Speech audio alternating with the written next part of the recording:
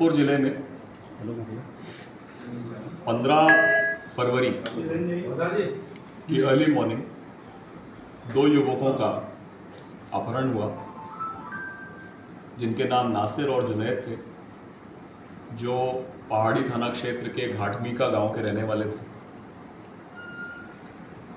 16 तारीख की सुबह, 16 फरवरी की सुबह उनकी बॉडीज़ और उनका बोलेरो वाहन हरियाणा के भिवानी जिले में जली हुई हालत में मिले।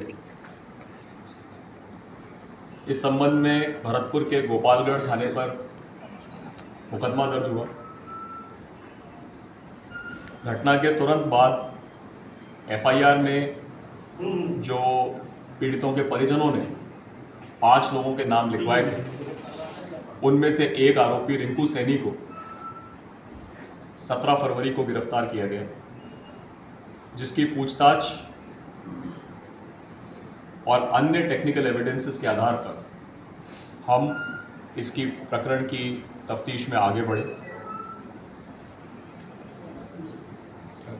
हमने 8 मुख्य आरोपियों को अनुसंधान के दौरान चिन्हित किया। ये 8 वो लोग थे जिनके बारे में इनमें से कुछ के नाम एफआईआर में थे।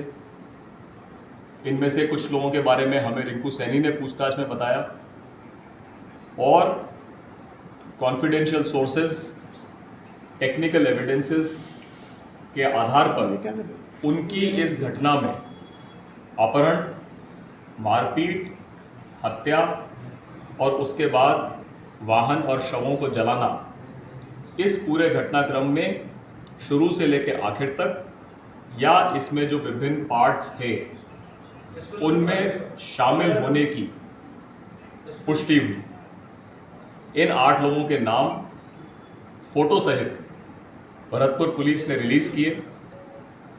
शुरू में एसपी भरतपुर द्वारा सभी मुलजिमों पर 5-5 हज़ार रुपये का इनाम घोषित किया गया, जिसे बाद में बढ़ाकर आईजी ऑफिस द्वारा प्रत्येक मुलजिम पर 10-10 हज़ार रुपये का इनाम घोषित किया गया। ये सभी आरोपी हरियाणा के रहने वाले थे, हरियाणा के विभिन्न जिलों के रहने वाले थे। इन 8 आरोपियों में से जिनका लगभग 2 महीने तक भरतपुर पुलिस की विभिन्न टीमों ने देश के अलग अलग राज्यों में पीछा किया, उनमें से 2 मुख्य आरोपी मोनू राणा और गोगी, जो दोनों ही भिवानी के रहने वाले हैं, उनको गिरफ्तार करने में भरतपुर पुलिस की टीमों को सफलता मिली है। मोनू राणा और गोगी, इन दोनों को गिरफ्तार कर आज कोर्ट में पेश किया गया। कोर्ट में पेश करने के बाद इनसे आगे पूछताछ के लिए, इनके अन्य साथियों के बारे में जानकारी लेने के लिए, सारे घटनाक्रम की सीक्वेंस को एस्टैब्लिश करने के लिए, इनसे विभिन्न एविडेंसेस की रिकवरी करने के लिए, इनके शेष साथियों जो अभी भी फरार हैं वो कहाँ छिपे हुए हो सकते हैं, उसके बारे में जानकारी प्राप्त करने के लिए इनका पुलिस रिमांड लिया गया है। 10 दिन का पुलिस रिमांड इन दोनों गिरफ्तार अपराधियों का हमें मिला है। इस दौरान विस्तार पूर्वक इनसे पूछताछ की जाएगी। अब तक पूर्व में गिरफ्तार अपराधी रिंकू सैनी ने जो बताया, जो एविडेंसेस हमने हमारे स्तर पर एकत्रित की, उसका सत्यापन भी इनसे किया जाएगा। जो सवाल अब तक जिनका उत्तर हमें नहीं मिल पा रहा था, कुछ अनसुलझे पहलू, कुछ ऐसे व्यक्तियों के नाम जिस पर क्लैरिटी नहीं हो रही थी कि ये वारदात में शामिल थे या नहीं थे, मौके पर उपस्थित थे या नहीं थे, किसी भी रूप में इससे जुड़े हुए थे या नहीं थे, उस पर भी और अधिक क्लैरिटी इनसे विस्तृत पूछताछ के आधार पर हो पाएगी। रिमांड आज लिया गया है, इनसे डिटेल्ड इन्वेस्टिगेशन की जाएगी और अभी भी हमारी कुछ टीमें राजस्थान से बाहर इनकी प्रारंभिक पूछताछ में जो कुछ बातें आई हैं उसके आधार पर इनके अन्य साथियों के लिए अभी भी दबिश में लगी हुई है। आपके सर कहाँ से इनको एक गौ तस्करी के शक में ही किया, उनके साथ मारपीट भी की, पूछताछ के लिए कि गाय की तस्करी की गाड़ियां कहाँ हैं, कोई गाड़ियां उनकी सूचना से बरामद नहीं हुई और ये उस दौरान इनसे गंभीर मारपीट कर चुके थे। तो ये इनको हरियाणा पुलिस के पास ले जाने की बात भी स्वीकार कर रहे हैं। ये दोनों भी स्वीकार कर रहे हैं। रिंकू ने भी स्वीकार करी थी, ये दोनों भी स्वीकार कर रहे हैं। इनके बताए अनुसार हरियाणा पुलिस ने उनकी दोनों की मारपीट को देखते हुए, गंभीर हालत को देखते हुए उनके खिलाफ कार्रवाई करने से मना किया।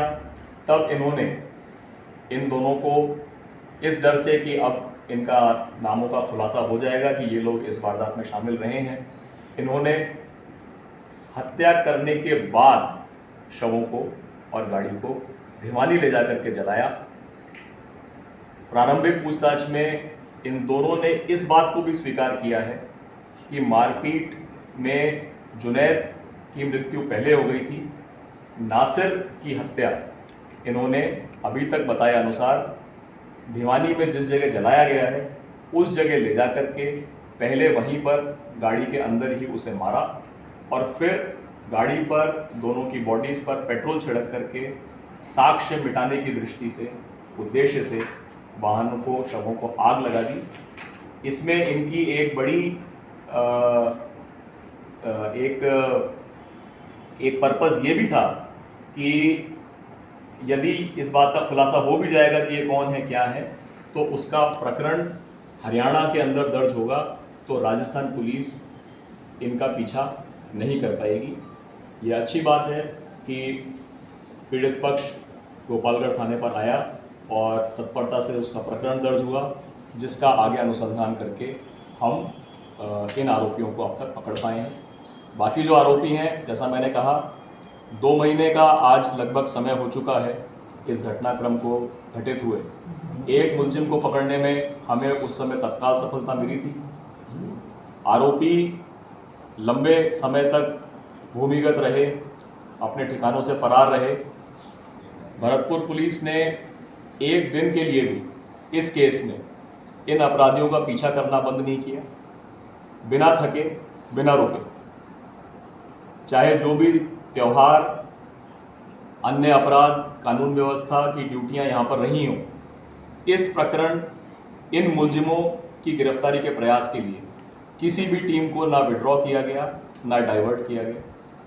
हर छोटी से छोटी सूचना, इंटेलिजेंस को डेवलप किया गया और जब तक एक एक आरोपी जो इस घटना में शामिल है, चाहे छोटा हो चाहे बड़ा हो, चाहे आसमान में हो चाहे पाताल में, तो वो जहाँ भी होगा उसे गिरफ्तार किया। सर, हरियाणा कड़ी से कड़ी जोड़ते हुए आगे बढ़े। कई ऐसे लोगों के नाम अनुसंधान के दौरान हमारे पास सामने आए, जिसमें गौरक्षा दल, हरियाणा गौरक्षा दल के अध्यक्ष, उपाध्यक्ष, अन्य कार्यकर्ता, पदाधिकारी और विभिन्न अन्य लोग, जिसमें इनके आरोपियों के रिश्तेदार, फ्रेंड्स एंड रिलेटिव्स भी हैं, जिनका कहीं ना कहीं हमें संलिप्तता, सपोर्ट अनुसंधान में पाया गया और इसीलिए उन लोगों को अनुसंधान में शामिल होने के लिए नोटिसेस जारी किए गए। इनमें से उन लोगों से पूछताछ अभी किया जाना बाकी है। इसके पहले कि हम उनसे पूछताछ कर पाते या वो पूछताछ के लिए हमारे पास उपलब्ध होते, अच्छी बात है कि हमारे पास घटना में शुरू से लेकर लास्ट तक शामिल रहे 2 मुख्य आरोपी गिरफ्तार हो गए हैं। तो मुझे लगता है कि काफ़ी हद तक खुलासा जो हमें इनडायरेक्टली होता, अब वो डायरेक्टली ही इनकी पूछताछ से हो पाएगा। सर, दोनों प्रारंभिक पूछताछ में कल रात से लेकर अब तक जो इनसे पूछताछ हुई है, उसमें इन्होंने कुछ लोगों के नाम बताए हैं। बेहतर होगा कि 1 या 2 दिन बाद जब कुछ और कंफर्मेशन हमें हो जाए, तब मैं उनके नाम बताऊंगा, उनके नाम खुलासा करूंगा। परंतु ये बात सही है कि कुछ नाम जो हमारे लिए पहले डाउट के घेरे में थे, वो अब हमारे सामने क्लियर कट आ चुके हैं। ऐसा नहीं है कि वो नाम पहले हमारे पास नहीं थे, लेकिन वो ये आरोपी जो उस क्षेत्र से यहाँ पर आए, इनमें भी 2 टीमें थीं। एक टीम जींद और भिवानी से एक गाड़ी में यहाँ पर आई, दूसरी टीम करनाल साइड से एक दूसरे गाड़ी में यहाँ पर आई। इसमें अभी तक जो इनसे बात हुई उसमें यह भी पता लगा, यह जो घटनाक्रम था ये 14 फरवरी की रात और 15 फरवरी की अर्ली मॉर्निंग के बीच का है। प्रारंभिक पूछताछ में यह भी पता लगा कि इसके पहले 13 की रात को भी इन्होंने अलवर नूह के बॉर्डर पर नाकाबंदी करी और वहाँ भी प्रयास किया गाड़ी वगैरह रोकने का, लेकिन कोई गाड़ियों का मूवमेंट नहीं हुआ और किसी प्रकार की कोई कार्रवाई उस रात को नहीं हुई। लिखा गया था कि जो आरोपी हैं वो बजरंग दल के सदस्य हैं और निश्चित रूप से एफआईआर में नामजद कुछ व्यक्ति बजरंग दल के सदस्य हैं, जैसा कि अनुसंधान में सामने आया था।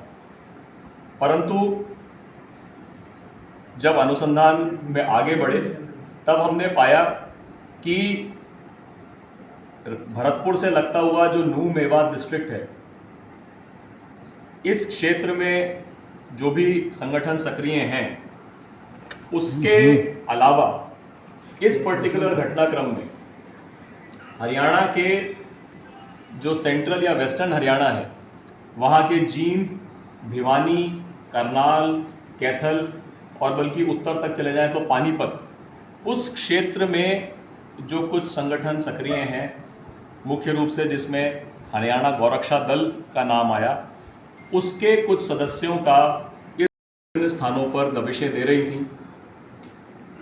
इनके लगातार जो भी घर थे, नोन रिश्तेदार, नातेदार, फ्रेंड्स के ठिकाने थे, जिन संगठनों से ये जुड़े हुए थे उनके जो भी कार्यालय या गौशाला वगैरह थी, उन सभी स्थानों पर पुलिस ने लगातार सर्च ऑपरेशंस, दबिशें दी। ये हर जगह से फरार मिले। किसी भी व्यक्ति से, रिश्तेदार से इन्होंने उजागर रूप से कोई टेलीफोनिक या अन्य प्रकार से संपर्क भी नहीं किया। ऐसी स्थिति में इंटेलिजेंस कलेक्शन के समस्त सोर्सेज को एक्टिवेट करके इनके बारे में पतारसी की गई। कम से कम 5 अलग अलग स्टेट्स में इनका मूवमेंट की हमें जानकारी मिली। छोटी से छोटी लीड को हमने डेवलप किया। इस दौरान हरियाणा के अलावा दिल्ली एनसीआर, उत्तर प्रदेश, मध्य प्रदेश, बिहार, झारखंड, उड़ीसा, इन सब स्थानों पर पुलिस की टीमें गईं। उत्तराखंड में मल्टीपल टाइम्स पुलिस की टीमें गईं और इस समय इन दोनों को जो पुलिस ने दस्तयाब किया है तो उत्तराखंड के ही देहरादून डिस्ट्रिक्ट के एक पहाड़ी क्षेत्र में से, एक सुनसान क्षेत्र में से, जहां पर ये छिपे हुए थे, इन दोनों को हमने अल्टीमेटली दस्तयाब किया है।